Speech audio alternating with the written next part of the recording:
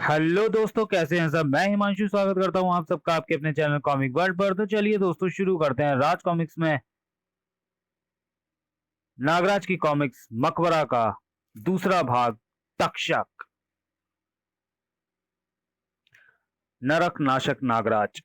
नागों की अनोखी शक्तियों से लैस यह मानव नाग जल थल आकाश में गमनशील अपने वाहन सर्प सरपट पर सवार होकर अपनी तीन अनोखी नाग सुंदरी मित्रों अग्निका, शीतिका, तक्षिका के साथ विश्व से अपराध का नरक खत्म करने के लिए प्रतिबद्ध है। 5000 बीसी, हमनाप्त्रा, इंडिया। आने वाले कल को बदलने के लिए बीते हुए कल में आकर बहुत बड़ी गलती कर दी तूने नागराज। तूतन खामन को जब तू अपने समय काल में परास्त ना कर सका, तो इस काल में क्या करेगा, जब समस्त इच्छाधारी नाग शक्ति तूतन खामन को स्वीकार चुकी है अपना तक्षक। मकबरा में आपने पढ़ा, एक अज्ञात शक्ति ने थार मरुस्थल के गर्भ में छुपे युगों पुराने मकबरे को खोला और दूसरी दुनिया की शक्तियों ने महानगर में मचा दिया कत्लेआम। इस अजीबोगरीब घटना की तहकीकात में जुटे RIP RIP research and investigation of paranormal के एजेंट्स गगन, विनाशदूत, ताहिरा और मॉन्टी टकरा गए मिस्र की अंधेरी दुनिया की शक्तियों से, जहां उनका साथ दिया नरक नाशक नागराज ने। अंधेरी दुनिया के खुदा अनुबिस से लड़ते हुए जब नागराज, गगन और विनाशदूत परास्त होने लगे, तब उन्हें बचाने आई सूर्य देवता रा की बेटी बस्तेत। परंतु ताहिरा और मॉन्टी पुरातन ममियों द्वारा बंदी बना लिए गए। वे ममियां उन्हें ले गई मकबरे के भीतर, जहां उनके सामने जीवित हुआ मिस्र का फराओ राजा तंत्र तक्षक तूतन खामन। अब आगे नागराज वहां पहुंच गया है। नागफन विशंदर की सर्पेंद्रियां महसूस कर सकती हैं उसे। अब तुम्हारा क्या कहना है। हम दोनों का काम करने का तरीका अलग है, किंतु मकसद एक, नागराज की मौत। अभी तुम्हारी बाजी है, तुम अपनी चाल चल चुके, फिर मैं अपनी चलूंगा। वैसे तुम करने क्या वाले हो। नागराज को ऐसी जगह ले जाकर मारूंगा जहां उसकी शक्तियां स्वयं ही उसकी शत्रु बन जाएंगी। पुरातन मिस्र, हुजूत विलित्वी, वसातान हलवा की विचित्र वेशभूषा वाले मानव है ये, इन्हें यहाँ पहले कभी नहीं देखा। जजत में वकुल यदामी मदीनेत हाबू, कौन हो तुम अजनबी। मेरा नाम नागराज है, ये गगन और विनाशदूत है। हम थार मरुस्थल में थे, एक भीषण चक्रवात में फंसकर यहाँ पहुंच गए हैं। उस व्यक्ति ने शायद प्राचीन मिस्र भाषा का प्रयोग किया, लेकिन हमें उसकी भाषा इतनी स्पष्ट कैसे समझ आई।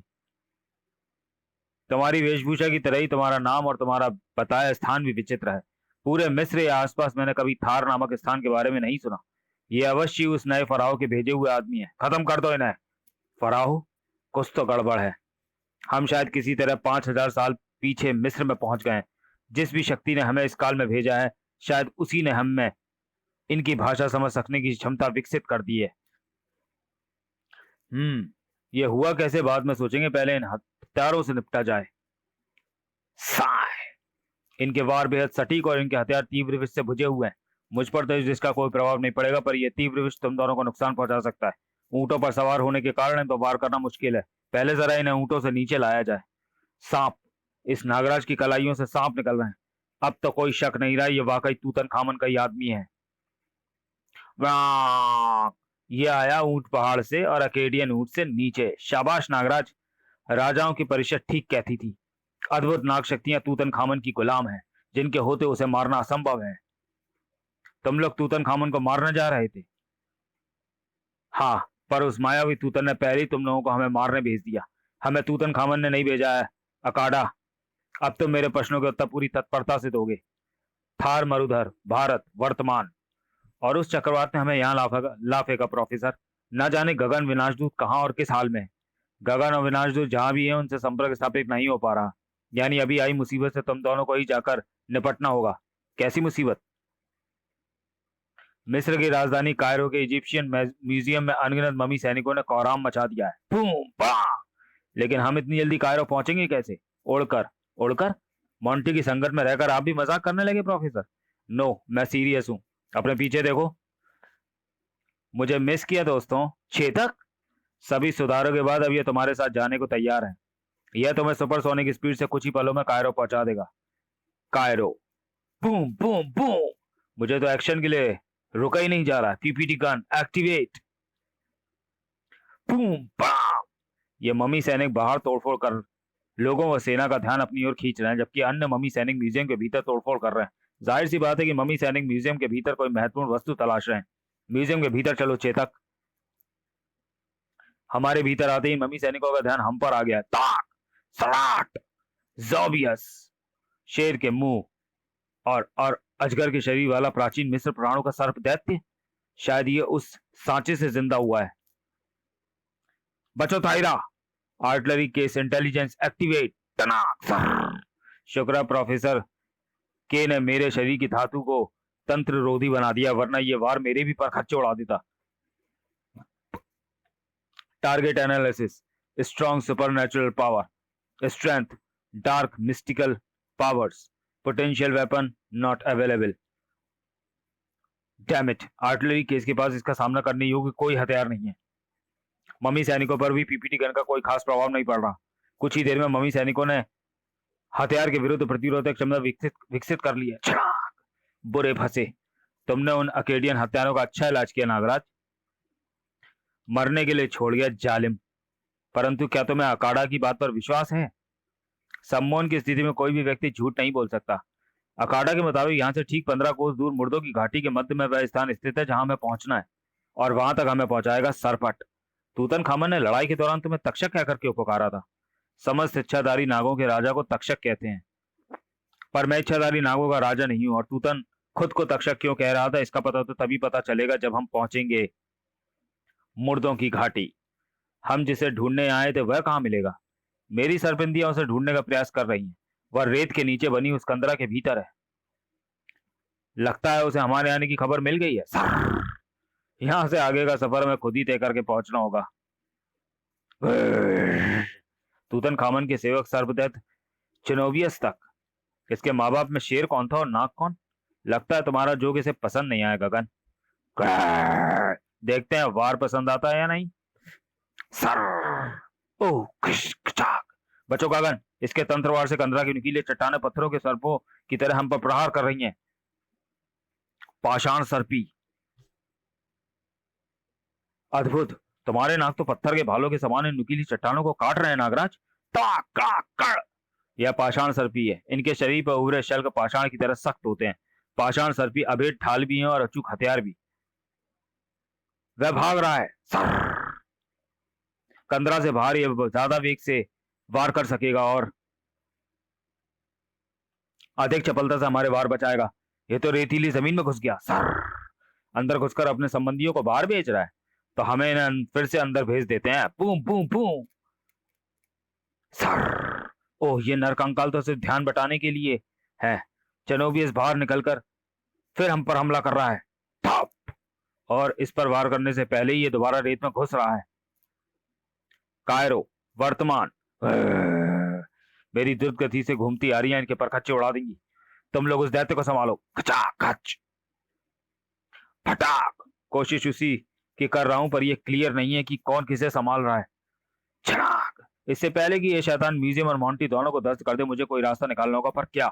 इस सांचे को देखकर ऐसा लगता है जैसे चेनोबियस इसमें सदियों तक बंद रहा है। यदि यह सदियों तक इस सांचे में कैद रहा तो अभी भी इसमें कैद किया जा सकता है। मोंटी, चेतक, तुम दोनों मिलकर इसे उस खोल की ओर धकेलने की कोशिश करो। क्यों? काम मुश्किल है पर करना तो पड़ेगा। आजा मेरे टिनके घोड़े। कर बंदर, हमें जल्दी इस मुसीबत से निपटने का तरीका सोचना होगा। क्यों? इन नर कंकालों से लड़ते लड़ते तो दिमाग पर पत्थर पड़ गए। इस चेनोबियस का इंतजाम क्या खाक सोचे? पत्थर। थैंक्स गगन, मुझे चेनोबियस का इंतजाम करने का तरीका समझ आ गया। अग्निका। अग्निका नर कंकालों को हमसे दूर रखेगी। तब तक मेरे नाग सैनिक इस कंदरा के चारों ओर की धरती पोली कर देंगे, जिससे कि मैं इस कंदरा को इसके स्थान से उखाड़ सकूं। गगन, चेनोबियस को उस दिशा में लाओ जिधर मैं ये कंदरा उछाल रहा हूं। विनाशदूत रेडी सर। बिल्कुल। ठाक। यह हम पर तंत्रवार करे उससे पहले इस मरदूत को सांचे में ढकेलना होगा। मेरे खुरों में नाल के रूप में फिट इंजेक्टेबल मिसाइल रॉकेट्स इसे सीधे इसके बिल में पहुंचा देंगे। सर। शाबाश विनाशदूत। कंदरा के पिघले हुए पत्थरों ने चेनोबियस के पूरी तरह सील कर दो। यह इसे तोड़कर बाहर नहीं निकल सकता। स्यूश! शीतिका अपनी शीत किरणों से चनोबिस के चारों ओर लिपटी पिघली चट्टानों को फिर से ठोस आकार में जमा दो। अभी लो Nagraj. Sir! Good job Monty and Chetak. Chetak अपनी लेजर किरणों से सांचे को चनोबिस के दोबारा बाहर निकल पाने से ही सील। अरे चनोबिस सांचे में गिरते ही सांचा तीव्र प्रकाश के साथ खुद ही सील हो रहा है। स्यूश! तुम्हारा आइडिया तो कमाल का था नागराज। चनोबिस खुद अपनी अपनी ही मूर्ति बन गया और इसके मूर्ति बनते ही हम पर हमला करते नर कंकाल भी निष्प्राण हो गए। परंतु तुम सभी के सहयोग के बिना इससे पार पाना मुश्किल था। लेकिन तुमने कैसे जाना कि चनोबिस अपनी कंदरा की चट्टानों में कैद हो सकता है? इसने हमसे लड़ाई के दौरान कंदरा से बाहर आने के लिए रेतीली धरती के मार्ग का प्रयोग किया, जबकि अपनी शक्ति से कंदरा की चट्टानों में हमें दफन कर सकता था। इसके बाद भी ये जब जब हम पर हमला करने रेत से बाहर निकला, अपनी कंदरा से दूर ही रहा। इसी से मैंने अंदाजा लगाया कि इसकी कंदरा न सिर्फ इसे सुरक्षा प्रदान करती है बल्कि स्वयं चनोबिस के लिए भी अभेद है। मान गए नागराज, तेरी शारीरिक ही नहीं बौद्धिक शक्तियां भी असीमित हैं। ऐसा लगता है कि एक भटकती आत्मा बच गई। मैं भी इसे इसके साथियों के पास रवाना करता हूँ। अरे रे रुको, क्या करते हो? मैं तो तुम दोनों के साथ हूँ, तुम तीनों के साथ हूँ। तुम हो क्या चीज? तुम भला हमारे साथ कब हो गए? जिस कार्य हेतु तुम अपने समय से भूतकाल में आए हो उसमें तुम्हारी मदद करने के लिए मुझे भेजा गया है। तुम्हारी बात का विश्वास हम कैसे करें? मुझ पर विश्वास करने की वजह मैं तुम्हारी नजरों के सामने प्रक्षेपित कर रहा हूँ। यह तो मिस्र के किसी महल का दृश्य लगता है, और अगर मैं सही समझ रहा हूँ तो इसमें समय तो और खुल रहा है। अपनी पिछली गलती को सुधारने और का मौका देवता थोथ के पंजों से छीन लाया हूं मैं। अब अमनरा मेरे आगे घुटने टेकने ही पड़ेंगे। शत्रु को कभी भी कम नहीं आंकना चाहिए फराओ महान, खासकर तब जब शत्रु स्वयं देवता हो। नागतांत्रिक नागफन विशंधर, फराओ को गुलाम का प्रणाम। बिल्कुल सही समय पर आए हो तुम। क्षमा चाहता हूं फराओ, किंतु परंतु आपने वापस आने में थोड़ी देर कर दी। दुश्मन हमारे एक योद्धा को परास्त कर चुका है। क्या कह रहे हो विशंधर? तुम्हें कैसे पता कि मैं समय यात्रा करके वापस आया हूं? मुझे ज्ञात है कि आप भविष्य से यहाँ अपना हारा हुआ युद्ध जीतने आए हैं। परंतु अमनरा ने चालबाजी से आपके साथ साथ नागराज उसके साथियों को समय दौर से यहाँ भेज दिया है, और उन्होंने आपके सेवक चिनोबियस को परास्त कर दिया है। असंभव! चिनोबियस को तो सिर्फ एक तक्षक ही हरा सकता था, और नागराज एक तक्षक है। जाहिर बात है कि नागराज उसके साथी अब आपकी बाकी शक्तिशाली योद्धाओं को भी खत्म करने की कोशिश करेंगे। उससे पहले हम खुद नागराज को अपने हाथों से मौत देंगे। नागराज व उसके साथियों से अभी सीधे युद्ध करने का मतलब अपनी शक्ति व समय व्यर्थ करना है। अभी अमुनरा से युद्ध के लिए अपनी सर्वश्रेष्ठ योद्धाओं को एकत्रित करने का समय है। नागराज और उसके साथियों के लिए यह समय काल और यहाँ की शक्तियां अनजान है। तूतन के शक्तिशाली सेवकों से वो इस काल में बच नहीं सकेंगे।